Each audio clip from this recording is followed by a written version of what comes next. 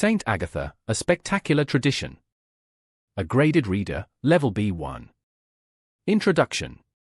Mark looked out of the plane window as it descended towards Catania. Below him, the city stretched out between the blue Ionian Sea and the dark, smoking peaks of Mount Etna. He had come to Sicily in February, a time when most tourists prefer warmer destinations. However, his friend Julia had insisted that this was the most important week of the year for her city. You cannot understand Catania without meeting Agatha, she had told him over the phone. Mark was an archaeology student from London, and he was curious about the ancient traditions of the island. As he stepped off the plane, the air felt surprisingly warm and smelled like orange blossoms and sugar. He didn't know yet that he was about to witness one of the largest religious festivals in the world. The streets were already decorated with grand, artistic lights that looked like lace made of fire. Chapter 1: A City of White. Mark met Julia in the heart of the city, near the famous elephant statue. The Piazza Duomo was filled with people, but they weren't dressed in normal winter clothes.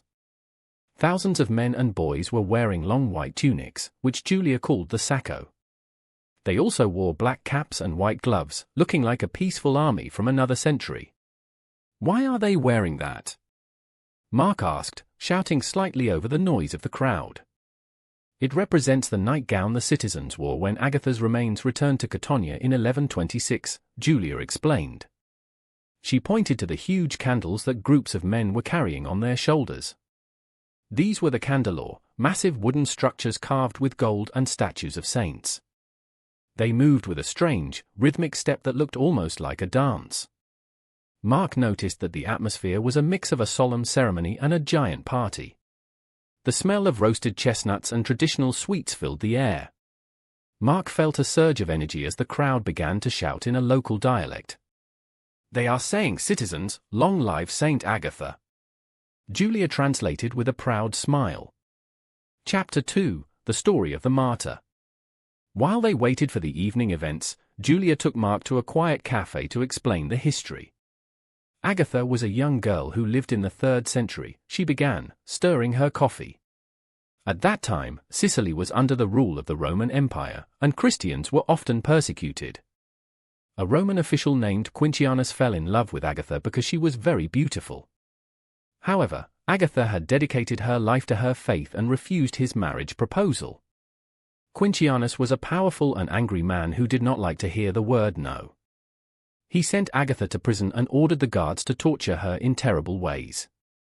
Legend says that even when she was suffering, she never lost her courage, Julia said softly. Agatha eventually died as a martyr, but the people of Catania never forgot her strength. They believe she protected the city from many eruptions of Mount Etna and terrible plagues. For the people here, she is not just a figure from a book, she is a protector and a sister. Mark listened intently, beginning to understand why the city was so passionate. Chapter 3: Fireworks and Flowers. On the evening of February 3rd, the city gathered for the first major event of the festival. Julia and Mark found a spot in the crowded square to watch the Serra del Tre. Suddenly, the sky exploded with colors as a magnificent firework display began. The fireworks were synchronized with music, and the light reflected off the volcanic stone of the buildings.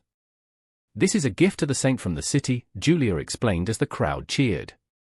After the fireworks, the traditional singers performed ancient songs on a large stage. The energy was contagious, and Mark found himself clapping along with the locals. Nearby, vendors were selling Olivette di Sant'Agata, small green sweets made of almond paste. "These look like olives," Mark exclaimed, tasting one. Julia told him they represent a miracle where an olive tree grew to hide Agatha from the Romans. Everything in the city seemed to have a story or a deep meaning connected to the past. Mark realized that for the people of Catania, history was something they lived every day.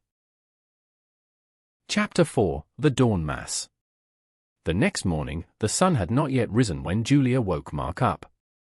It was February 4th, the most emotional day of the entire celebration. They walked through the cold, dark streets toward the cathedral for the Messa dell'Aurora. Even at 4 a.m., the city was completely awake and vibrating with excitement. Inside the cathedral, the air was thick with the scent of incense and the heat of thousands of bodies. Suddenly, a great roar came from the crowd as the iron gate of the chapel was opened. The silver bust of Saint Agatha, covered in jewels and precious stones, was finally revealed. People were crying, waving white handkerchiefs, and reaching out their hands toward the statue. "It is hard to describe this feeling," Julia whispered, her eyes shining with tears. The priest began the mass, but the voices of the people often drowned out his words. They moved the statue onto a large silver carriage called the furcolo. Mark watched as the men in white tunics gripped long ropes to pull the heavy carriage. The external tour of the city was about to begin, and it would last for many hours. Chapter 5: The Challenge of the Hill. The silver carriage moved slowly through the narrow streets of the city center. Mark followed the crowd as they reached the famous hill known as the Salita dei Cappuccini. This was one of the most difficult parts of the procession for the men pulling the ropes. They had to run up the steep street while pulling the heavy furcolo. The crowd held their breath as the signal was given by the leaders of the procession. Suddenly, the men started to run, their white tunics flying in the wind. The silver carriage roared as it moved quickly over the ancient volcanic stones. When they reached the top, the entire city erupted into loud cheers and applause. Mark felt his heart beating fast from the combination of excitement and tension. It was a display of physical strength, coordination, and deep religious devotion. He realized that this festival required a lot of preparation and teamwork. Chapter 6: The Sweetness of Tradition. After the excitement of the morning, Julia took Mark to a famous pastry shop nearby. "You cannot leave Catania without trying the min di Sant'Agata," she said with a wink. She pointed to small, round cakes covered in white icing with a red cherry on top.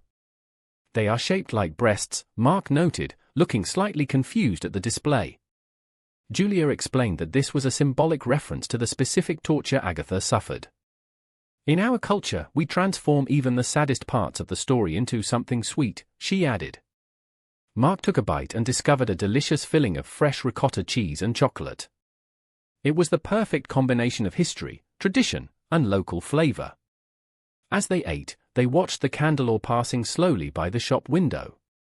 Each candelabra belonged to a different group of workers, like the bakers or the fishmongers. The men carrying them were clearly exhausted, but they refused to stop their rhythmic dance. Chapter 7: A River of Fire. The festivities continued into the second day, which was February 5th. This was the day the saint traveled through the inner parts of the historic city. The atmosphere changed as the sun began to set over the Mediterranean Sea. Thousands of people carried long, thick candles that flickered in the evening breeze. The streets were illuminated by a river of fire that seemed to go on forever. Mark noticed that people were throwing flowers from their balconies onto the carriage. Red carnations were everywhere, symbolizing the blood of the martyr and the love of the people. Despite the cold night air, nobody in the crowd wanted to go home. Children sat on their father's shoulders to get a better view of the silver bust. Julia told Mark that the procession would probably continue until the following morning. "The saint decides when she wants to return home to the cathedral," she said jokingly. Chapter 8: The Final Sprint. It was nearly dawn on February 6th when the most dangerous moment of the festival arrived. The furcolo reached the bottom of Via San Giuliano, a very long and steep street. This was the final test for the thousands of devotees who pulled the long ropes. The crowd was packed tightly against the buildings to leave enough space for the run. A deep silence fell over the thousands of people gathered in the area. Then, with a loud whistle, the men began to sprint up the hill with incredible speed. The heavy silver carriage shook and sparkled under the bright street lights. It was a magnificent and terrifying sight to behold from the sidewalk. If someone tripped, it could be a disaster, but the men worked together perfectly. When the carriage reached the top of the street, the tension broke into a massive celebration. Mark felt a deep respect for the physical and spiritual endurance of the citizens. Chapter 9: The Song of the Nuns. The final stop before returning to the cathedral was the quiet and beautiful Via Cruciferi. This street is famous for its incredible Baroque churches and ancient convents. The noise of the crowd suddenly faded into a respectful silence as the carriage stopped. High up on the balconies of the Benedictine convent, the nuns appeared behind the iron gates. They began to sing a traditional hymn in high, angelic voices that moved the heart. The sound echoed between the stone walls, creating a magical and holy atmosphere. It was a sharp contrast to the loud shouting and fireworks from earlier in the night.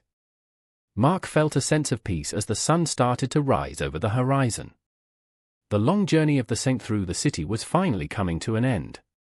The men in white pulled the carriage for the last few meters back to the Piazza Duomo.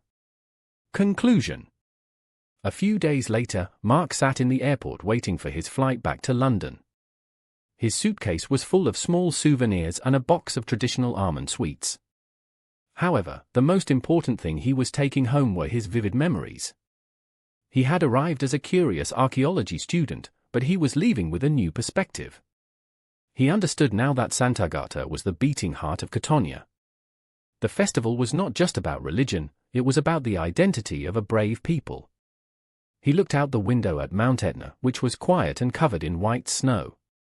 He knew that he would definitely return to Sicily again one day. As the plane took off, he whispered to himself the words he had heard so often. "Long live Saint Agatha," he said, watching the city disappear below the clouds. The fire of the volcano and the fire of the festival would stay in his heart forever. The end.